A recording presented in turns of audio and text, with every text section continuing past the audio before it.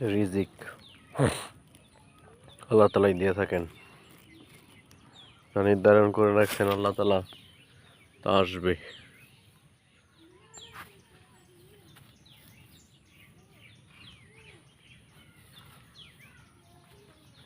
সময় ঠিকই বদলায়, সময়ের সাথে সবই বদলায়। রিজিকেও যা আছে তা আসবে যখন সময় হবে। আল্লাহ তাআলা সর্বশক্তিমান, তিনি রিজিক দিয়ে থাকেন।